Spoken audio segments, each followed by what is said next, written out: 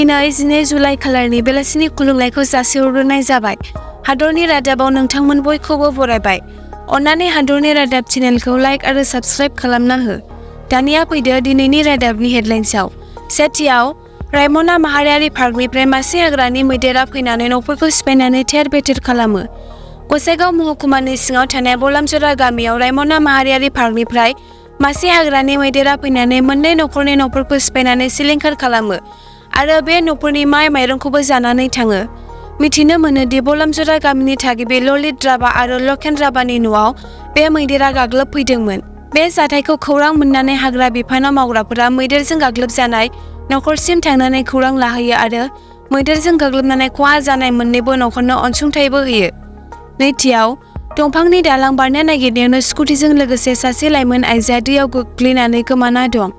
बे दुखुनांथाव जाथाया चिरां जिल्लानि खाखोराखो खुसिया दैमानि सायाव थानाय बायफ्लेलांनाय दंफांनि दालांखौ बारनाय समावनो सासे लाइमोन आइजो आरो बे आइजोजों थांफानाय सासे उन्दै गथ'सा हरखाबै स्कुटिजों गोग्लैलाङो आरो बे दैजों बुखारलांजानानै लाइमोन आइजोआ गोमाना दं।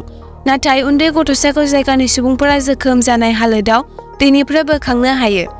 दैयाव गोग्लैलांनानै गोमानानै थानाय लाइमोन आइजोआ सनितपुर जिल्ला धेकियाजुलिनि 18 बोसोर बैसोनि सानमनि राभा आरो जिउ रैखा खालामजानाय उन्दै गथ'सा बिदिसा राभा 2 बोसोर बैसोनि होननानै मिथिनो मोनो। उनाव जोखोम जानाय उन्दै गथ'सा बिदिसा राभाखौ बिद्यापुर सोरखारि देहा फाहामसालियाव फाहामथायनि थाखाय दैथायहरनाय जायो। बायफ्लेलांनाय बे दंफांनि दालांआव दुखुनांथाव जाब्रबथाय जानायनि थाखाय राभापारा ओनसोलाव दावराव-दावसि सोमजिखांहोदों। जायगानि सुबुंफोरा बे जाथायनि बागै दांथेल पुलिस थानायाव खौरां होयो। बे खौरांखौ मोननाय लोगो लोगोनो चिरांनि उफ्रा पुलिस बिबानगिरि आरो रायजोनि इमारजेन्सि खैफोद सामलायथि हान्जा जाथाय जानाय जायगायाव सौहैयो आरो गंसे रबरनि नावजों नागिरनाय हाबाफारिखौ सोलिहोबाय थायो। थामथियाव, गवालपारायाव नावनि जाब्रबथाय, 3नि जिउ खहा आरो 2 गोमानानै दं। बे जाथाया गवालपारानि रंजुली पुलिस थानानि सिङाव थानाय सिमलिथलायाव जादों। दैबाना जानायनि जाहोनाव गामिनिनो दाबसे जायगायाव नावजों दै बारनानै गोथैसालियाव थानाय थैनाय सुबुंखौ जोबथा बिदाय होनानै फैफिननाय समावनो बे दुखुनांथाव जाथाया जायो।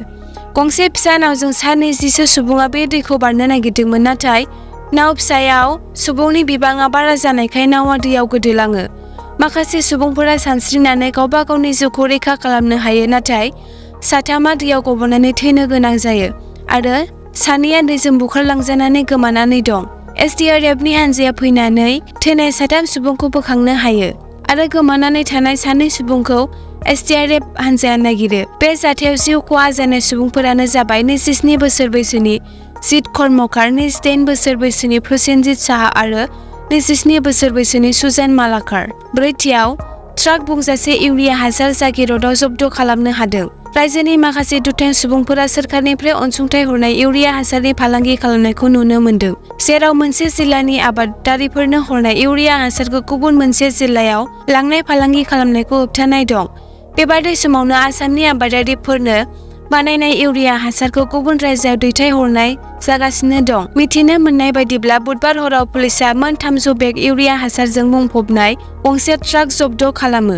NN02Q80009 नाम्बारनि ट्राकआ नगावनिफ्राय इउरिया हासारखौ शिलंसिम लांगासिनो दंमोन। सालान गैयाजासे इउरिया हासार लांनाय ट्राकखौ जागिरद पुलिस थानानि मोखाङाव हमनाय जायो। बाथियाव, हा गिसिखानायनि जाहोनाव गंनै दावबायारि बासआ दैमायाव गोग्लैयो। 60नि बांसिन दावबायारिफोरा गोमानानै दं। बे गिख्रंथाव जाब्रबथाया दिनै फुंनि समाव गेजेर नेपालनि मेडन आश्रित राजा लामानि साखाथियाव हा गिसिखानायनि जाहोनाव जायो। बे हा गिसिखानायनि जाहोनाव गंनै दावबायारि बासआ नेपालनि तिसरुली दैमायाव गोग्लैयो आरो बासआव दावबायनाय 60निबो बांसिन दावबायारिफ्रा गोमानानै दं होननानै सन्देह खालामनाय जायो। बे जाब्रबथायाव भारतनि 7 दावबायारि सुबुंफोराबो थैबाय होनना मिथिनो मोनो। बे गोमानानै थानाय सुबुंफोरखौ नागिरनाय हाबाफारिया सोलिगासिनो दं।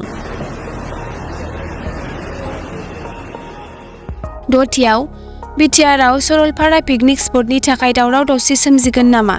सरलपारानि पिकनिक स्पट सामलायनायखौ लानानै जायगानि सुबुंफोर आरो गुबुन मोनसे हान्जानि गेजेराव नारा-नाथा जालायनाया सोराङाव फैदों।